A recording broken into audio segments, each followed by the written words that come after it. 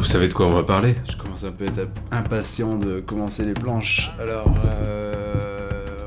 Et ouais, en effet, j'ai pas su attendre, je me suis mis au travail. C'est-à-dire que c'est vrai, ça aurait été bien de tout terminer, les dessins préparatoires, toutes les recherches de personnages, mais comme il me restait les personnages qui n'apparaissent qu'au tome 2, je me suis dit, je tiens plus. Allons-y. Le lendemain où j'ai tourné la précédente vidéo, je me suis mis immédiatement au travail. Donc c'est parti pour un épisode spécial consacré à la création des premières planches de Vesper. On parlera des planches 2 à 5, donc les 4 premières planches. Je considère pas la première page de l'histoire comme étant une vraie planche, puisque c'est plutôt une planche explicative des enjeux en cours. Je vais vous montrer comment je crée une planche au crayon jusqu'à l'ancrage. J'ai pas encore fait les couleurs, donc on va tout voir, le matériel, la façon de travailler, c'est parti. C'est vrai que je pars avec l'avantage d'avoir réalisé un découpage de tout le premier tome, ce qui finalement m'aide plutôt bien. Je faisais pas ça avant.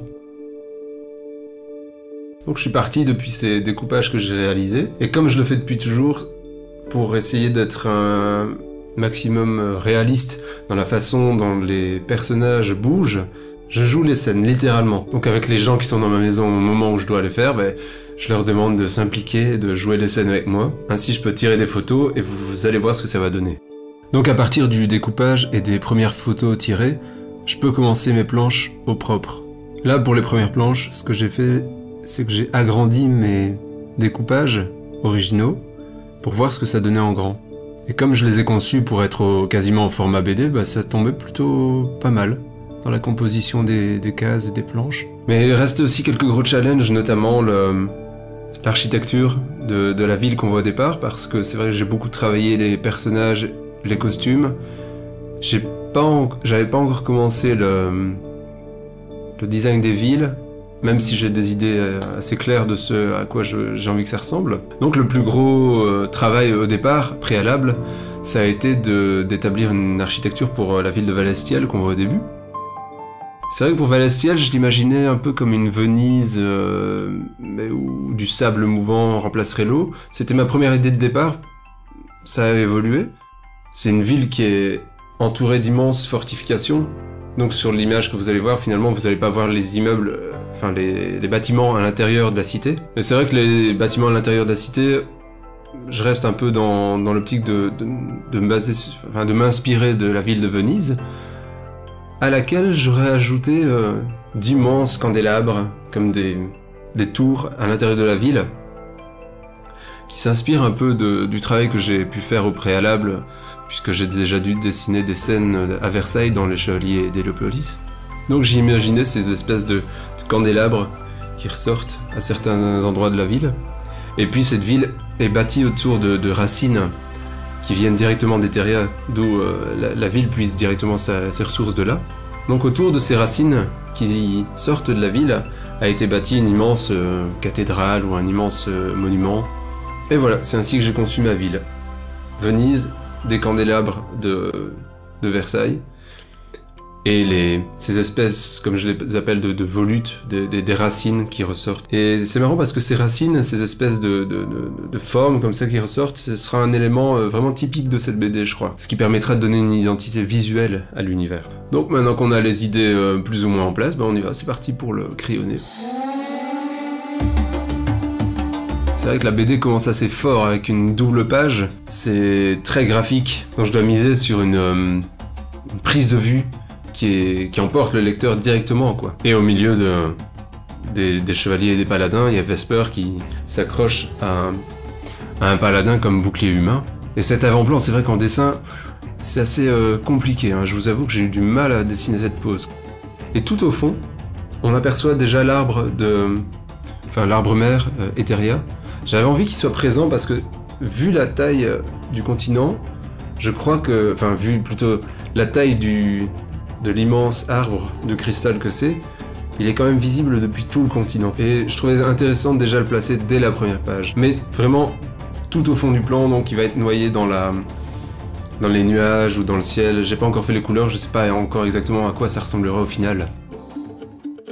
Donc oui, comme je vous disais, on fait des pauses pour tous les personnages, pour essayer de varier un maximum, parce que j'aime pas me baser sur ce que je sais déjà, je préfère créer des poses qui soient vraiment en adéquation avec ce que je suis en train de dessiner.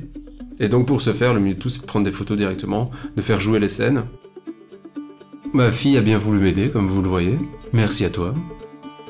Et là, ce qui était sympa, c'est que j'avais déjà travaillé tous les designs des armures, des paladins, des chevaliers, de Vesper, de la monture volante qui est même couchée au sol et qui finalement ne sera même pas visible dans la BD, vu qu'il y aura une case au-dessus. Et voilà, ainsi on commence directement dans l'action. Blam. Pour cette étape du crayonné, j'utilise des simples crayons. Vous voyez, j'ai un travail qui est entièrement traditionnel, de A à Z, pratiquement. Puisqu'il y aura quelques retouches couleurs de façon numérique. Voilà les simples crayons que j'utilise.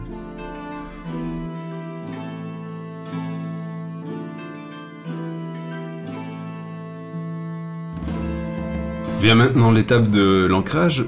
J'ancre donc directement sur mes originaux.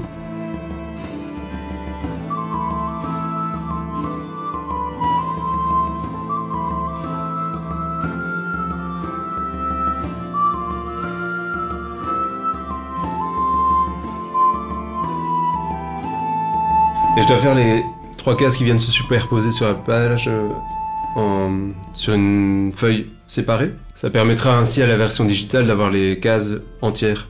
Pareil, vous voyez, j'ai pas mis les bulles sur les cases. Ça me permet de conserver toutes les illustrations pleines cases, toujours pour la version digitale, le jeu vidéo. Et elles seront donc ajoutées par la suite par ordinateur. Et la planche 5.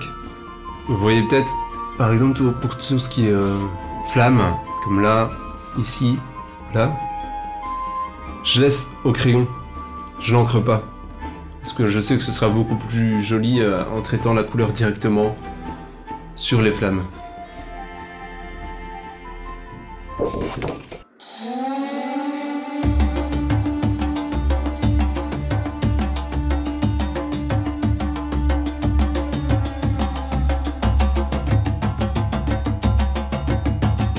Alors pour l'ancrage maintenant, je vais vous montrer ce que j'utilise. Donc pour l'encre, c'est de la Winsor & Newton. Et pour le matériel pour ancrer, j'ai un pinceau fin. Et pour mes arrière-plans, très fins, j'ai cette plume ici. Ça faisait longtemps que je ne m'étais plus servi de plume. Et je connaissais pas du tout cette plume super fine. Et c'est bien pratique. Comme ça, j'ai pas besoin de rotring pour tout ce qui est arrière-plan fin. Et voilà, c'est tout pour l'épisode d'aujourd'hui. J'espère que ça vous aura plu. Et je vous dis à la prochaine. Bye bye.